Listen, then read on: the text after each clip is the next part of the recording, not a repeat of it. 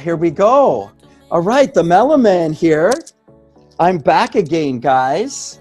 And I have, through the power of our universe, I've been gifted this time to share with Anne Sermons Gillis today. And I have never spoken to Anne. I have spoken to her for a grand total of 7 minutes, Anne. Maybe, yeah, maybe 7 minutes. I have found my way onto her page. I'm not even sure how I found my way onto her page. Somebody, I guess, added me to the group. Sage added you to the group. Someone added me to the group, and I was just posting stuff out and putting it out to groups that I am associated with, and that's how I bumped into Anne. And we had a little bit of dialogue, and I recognized that she was deeply involved in affirmations, and affirmations are such a big part of my life and growing. And I always try to encourage my customers to recognize that thoughts are things, that words are things, and that we speak power or victimhood into our life. We speak trauma or we speak abundance into our life. And we are managed by the things that we think and the things that we say. And if we want to change our life, we've got to change the things that we think and the things that we say. So I immediately, once I had contact with Anne, knew that a lady with her experience running an affirmations page was someone that I would like to dialogue with and get to know better. And in the 7 minutes that I did have short dialogue with her, I do know that I want to share her and her work with all of you today. Anne has written 5 books. The 4th book, it sounds like, was Words Make a Difference. So I think that's probably the most important one about what we want to talk about today. But I definitely want to tease out of Anne her biggest message, whether it's a book or not a book or something that's in the works. I definitely want to share some things about this lady, because I can tell she's got a lifetime of experience. She's a spiritual minister. And I am so inspired by this, and I didn't know this until the last 5 minutes. I am a deeply spiritual man. So Anne does not know that about me, but I'm sharing that with her right now. And movement is God. I see the connection between movement and godliness, and movement is a part of healing. It's a part of building the energy in our body, and the energy, I believe, is God. So I'd love to defer that over to Anne. Let her leave that. Anne has a weekly newsletter, Anne Talks. So we'll be making sure that we showcase that.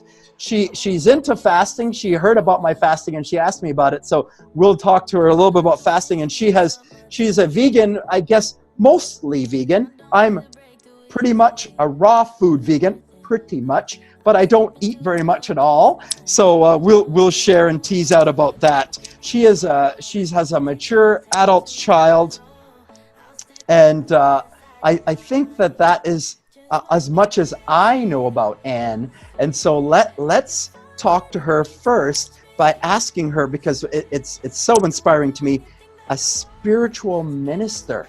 What does that mean? Where did that begin? And where is it going now? Spirituality, please, Anne, share.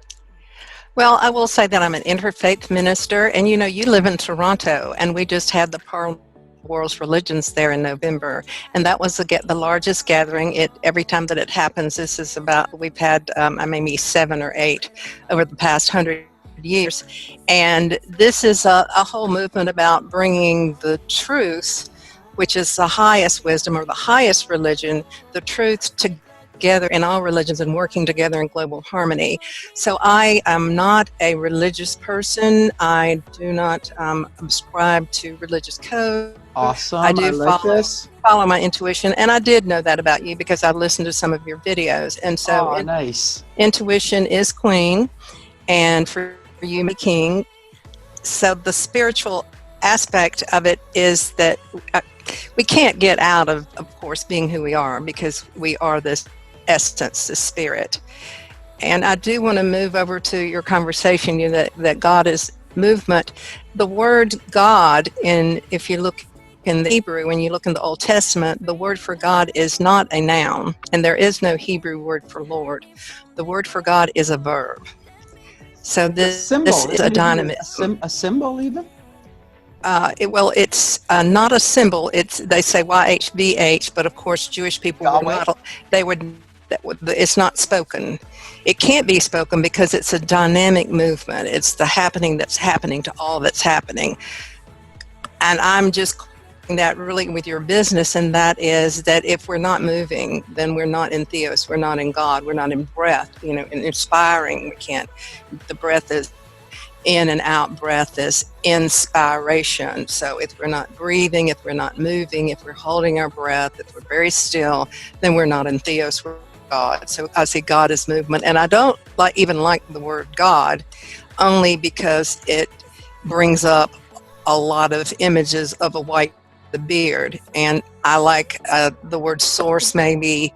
I do like the word dynamism, movement, infinite intelligence. Wow, nice. I like you more and more every time you speak. Everything you say. Thank you so much. I love an all-inclusive God that's open to everyone. So I say God just because it's a word that everyone understands, I believe, or has some sort of inkling of. But I'm very comfortable to go with source, infinite intelligence, energy, vibration, frequency, love. I'm not attached to the word God in any way. I've done my God work in my life. I've done my spiritual work in my life, and have no disrespect for anyone's God or their spirit.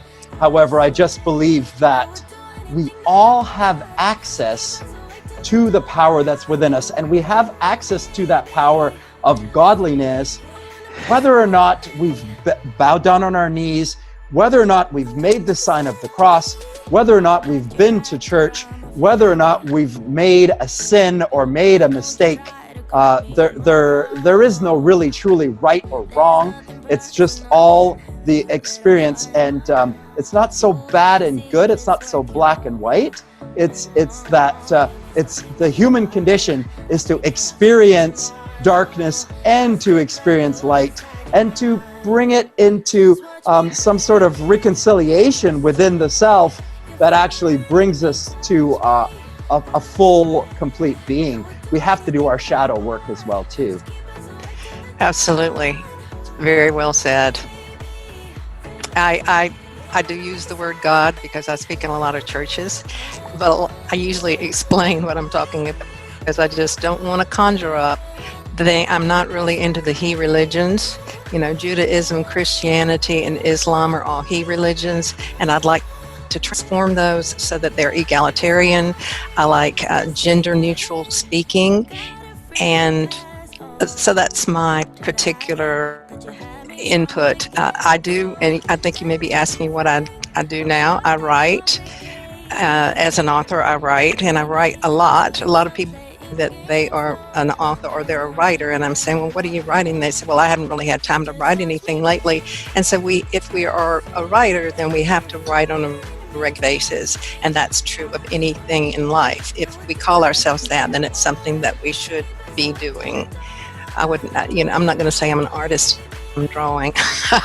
That may be a little harsh, but I think that, as you say, we are our words. Yes, my book, Words Make a Difference, is about affirmations, and it is about moving from me, because we have to heal me first. But if we stay in the me of spirituality, then we get stuck in narcissism, we get stuck in selfishness and self-righteousness. We begin to trust people, call people less than. So we have to move to a compassionate stance that is to a we position. Oh, and I want to go back and say something about God. And you said everyone has access to God. God is unconditional love. So unconditional means unconditional. That's an infinite invitation to be okay. It's not a conditional invitation. It's infinite. No shadow anywhere. But in terms of doing our shadow work, then in terms of being the imminent expression of divinity within our own lives, then we have many dark areas that we have to expose and work on. Okay, so you talked about there, you said heal the self first. Like, in order for us to heal ourselves, we do have to first shine the light upon ourselves. So we have to empower ourselves or connect with God and recognize what God is, or source is, or the infinite intelligence, what that is for us. We need to define it for ourselves. We need to find that space within ourselves. We need to recognize the separation between the ego, I believe, the ego identity, and the spirit body. Because I think, there is me, John DePass, the physical body, the arms and the legs. There's me, John DePass, the mental body, the thoughts, perhaps the words could fall in there. There is me, the emotional body, that sometimes I'm sad, sometimes I'm glad. And then there's me, the spirit body. And I like to say that the true self is me, the oneness, the spirit body. This is the true self. Could you please comment on my interpretation of who I am?